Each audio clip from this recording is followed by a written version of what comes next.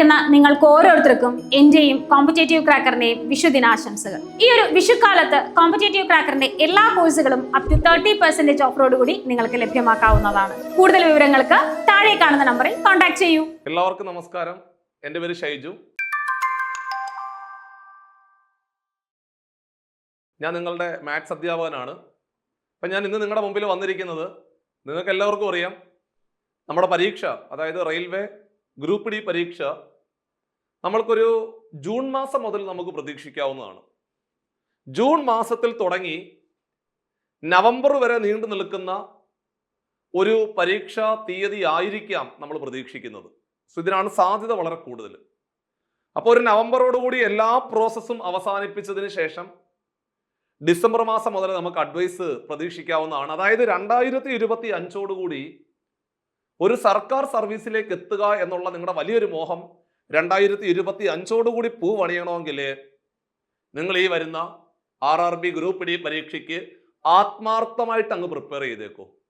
തീർച്ചയായിട്ടും ഈ ഒരു പരീക്ഷയോടുകൂടി നിങ്ങൾക്ക് സർവീസിലെത്തുവാനുള്ള എല്ലാ ഭാഗ്യവും ഉണ്ടാകട്ടെ എന്ന് ആത്മാർത്ഥമായിട്ട് പ്രാർത്ഥിച്ചുകൊണ്ട് നമുക്ക് ഇന്നത്തെ ക്ലാസ്സിലേക്ക് പോകാം. ഞാൻ പറയുന്ന 5 കാര്യങ്ങൾ നിങ്ങൾ പ്രയോഗിക്കുകയാണെന്നുണ്ടെങ്കിൽ ഇത്തവണത്തെ ഗ്രൂപ്പ് ഡി പരീക്ഷ നമുക്ക് ക്ലിയർ ചെയ്യുവാൻ സാധിക്കും. അതിൽ നിങ്ങൾ പ്രധാനമായിട്ട് ഓർത്തിരിക്കേണ്ട ഒന്നാമത്തെ കാര്യം എന്ന് പറഞ്ഞു കഴിഞ്ഞാൽ, നിങ്ങളുടെ മുമ്പിൽ ഇനി ഏകദേശം 60 ദിവസത്തെ സമയമാണ് പഠിക്കുവാൻ കിട്ടുന്നത്. സോ ആ 60 ദിവസം പ്രൊഡക്റ്റീവായിട്ട് നിങ്ങൾ ഭംഗിയായിട്ട് പ്രയോജനപ്പെടുത്തി എടുത്താൽ ഇത്തവണത്തെ പരീക്ഷ നമ്മുടെ കയ്യിലിരിക്കും. അപ്പോൾ ഒന്നാമത്തെ പോയിന്റ് എന്ന് പറഞ്ഞു കഴിഞ്ഞാൽ, നമ്മുടെ പരീക്ഷയുടെ പ്രിപ്പറേഷനുമായിട്ട് ബന്ധപ്പെട്ടുകൊണ്ട് നിങ്ങൾ ആദ്യമായിട്ട് ഓർത്തിരിക്കേണ്ട ഫസ്റ്റ് പോയിന്റ് ദാ പിടിച്ചോ. ഒന്നാമതായിട്ട് നിങ്ങൾ ചെയ്യേണ്ടത്, ഒരു ദിവസം ഒരു PYQ വെച്ച് നിങ്ങൾ പഠിക്കണം. നമ്മുടെ മുമ്പിൽ ഒരുപാട് PYQ ഉണ്ട്. പല ഷിഫ്റ്റുകളിലായിട്ട് നടന്നുപോയ ഗ്രൂപ്പ് ഡി പരീക്ഷകൾ നടന്നുപോയ ഒരുപാട് ക്വസ്റ്റ്യൻ പേപ്പർ നമ്മുടെ കയ്യിലുണ്ട്. അതിൽ ഒരു ദിവസം 100 മാർക്കിന്റെ ഒരു PYQ ചെയ്ത് നിങ്ങൾ പഠിച്ചതിന് ശേഷം മാത്രമേ മുമ്പോട്ട് പോവുള്ളൂ. അപ്പൊ ഇനിയുള്ള ദിവസങ്ങളിൽ ഒന്നാമതായിട്ട് ചെയ്യേണ്ടത്, ഒരു ദിവസം ഒരു PYQ വൃത്തിയായിട്ട് ചെയ്ത് ക്ലിയർ ആയിട്ട് ഒരു PYQ ഭംഗിയായിട്ട് തീർക്കണം. അടുത്ത ദിവസം അടുത്ത PYQ. അങ്ങനെ വേണം നിങ്ങൾ മുമ്പോട്ട് പോകുവാൻ എന്നുള്ളതാണ് ഒന്നാമത്തെ പോയിന്റ്. ഇനി രണ്ടാമത്തെ കാര്യം എന്ന് പറഞ്ഞു കഴിഞ്ഞാല്, നമുക്കറിയാം നമ്മുടെ ക്വസ്റ്റ്യൻ പേപ്പറിനകത്ത് മാത്സിന് 25 മാർക്കും റീസണിങ് 30 മാർക്കും ഉൾപ്പെടെ മാത്സും റീസണിങ്ങും കൂടെ 55 ക്വസ്റ്റ്യൻസ് ആണുള്ളത്. അപ്പോൾ പഠിക്കുമ്പോൾ നിങ്ങളിപ്പോൾ ഒരു 4 മണിക്കൂറാണ് പഠിക്കാൻ ഉദ്ദേശിക്കുന്നതെങ്കിൽ അതിനകത്ത് 3 മണിക്കൂർ സമയവും മാത്സും റീസണിങ്ങും നന്നായിട്ട് വർക്കൗട്ട് ചെയ്യാൻ പ്രത്യേകം ശ്രദ്ധിക്കണം. ഇതാണ് രണ്ടാമത്തെ പോയിന്റ്. നല്ലൊരു സമയം മാത്സ് റീസണിങ്ങിന് വേണ്ടി മാത്രമായിട്ട് നിങ്ങൾ എന്ത് ചെയ്യണം? പ്രയോജനപ്പെടുത്തണം. രണ്ടാമത്തെ പോയിന്റ്. മൂന്നാമത്തെ പോയിന്റ് എന്ന് പറഞ്ഞു കഴിഞ്ഞാല്, സയൻസ് നന്നായിട്ട് പ്രിപ്പയർ ചെയ്യുക എന്നുള്ളതാണ്. സയൻസിനകത്ത് നിന്ന് 25 ചോദ്യങ്ങളാണ് പരീക്ഷയ്ക്ക് ചോദിക്കുന്നത്. അപ്പോൾ മാത്സും റീസണിങ്ങും കൂടെ 55 മാർക്കായി, സയൻസ് 25 മാർക്കായി. ഇപ്പൊ തന്നെ ഏകദേശം 80 മാർക്കിന്റെ കാര്യങ്ങൾ പറഞ്ഞു. അപ്പൊ നിങ്ങൾ അടുത്തതായിട്ട് മൂന്നാമതായിട്ട് ഓർത്തിരിക്കേണ്ടത്, സയൻസ് 5ാം ക്ലാസ് മുതൽ 10ാം ക്ലാസ് വരെയുള്ള SCERT പാഠപുസ്തകങ്ങൾ ഏറ്റവും ഭംഗിയായിട്ട് പ്രിപ്പയർ ചെയ്യണം. സോ എല്ലാവരും പറയും NCERT പഠിക്കണം എന്നൊക്കെ പറയും. പക്ഷെ എന്നിരുന്നാലും നിങ്ങൾ ബേസിക് ആയിട്ടുള്ള കാര്യങ്ങളിൽ വലിയ ധാരണക്കുറവ് ഉള്ളവരായിരിക്കാം. അപ്പൊ അതുകൊണ്ട് നിങ്ങൾ ചെയ്യേണ്ടത്, 5ാം ക്ലാസ് മുതൽ 10ാം ക്ലാസ് വരെയുള്ള SCERT പാഠപുസ്തകങ്ങൾ, അതായത് സയൻസിനകത്തു നിന്നുള്ള പാഠപുസ്തകങ്ങൾ, സയൻസ് ഏറ്റവും നന്നായിട്ട് അങ്ങ് പഠിക്കുക.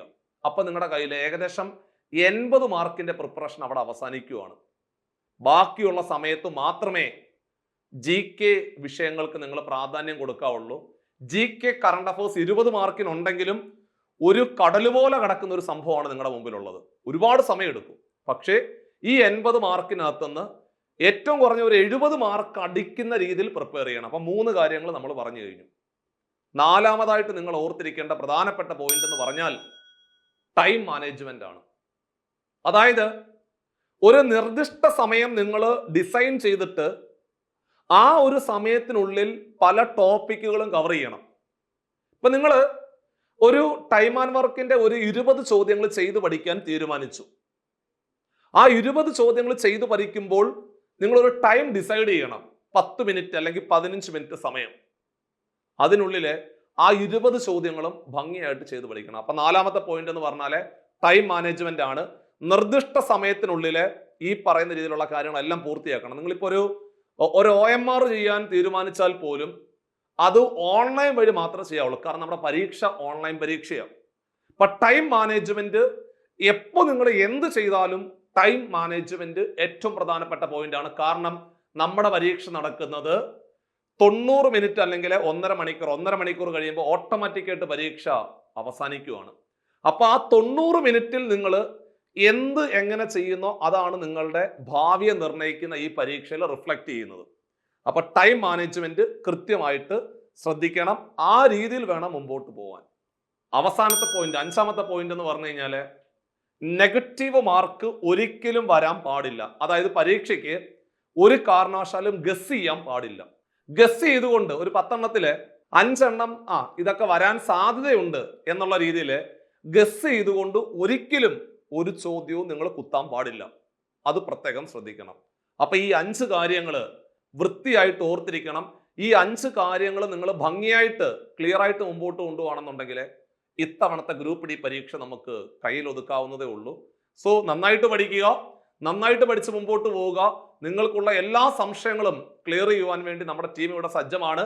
പുതിയ ഓൺലൈൻ ബാച്ചുകൾ സ്റ്റാർട്ട് ചെയ്തിട്ടുണ്ട്. സോ താഴെ കാണുന്ന നമ്പറിലെ കോൺടാക്ട് ചെയ്ത് കഴിഞ്ഞാൽ നിങ്ങൾക്ക് ആ ബാച്ചുകളിൽ അഡ്മിഷൻ എടുക്കാവുന്നതാണ്. അപ്പോൾ അടുത്ത ഒരു വിഷു ആഘോഷമൊക്കെ തീർച്ചയായിട്ടും റെയിൽവേയിൽ ജോലിയുടെ നിഴലിൽ നിന്നുകൊണ്ടാകട്ടെ എന്ന് ആത്മാർത്ഥമായിട്ട് പ്രാർത്ഥിച്ചുകൊണ്ട് എല്ലാവർക്കും ഹൃദയം നിറഞ്ഞ ഒരു വിഷു ആശംസകൾ നേരുന്നു. ബൈ.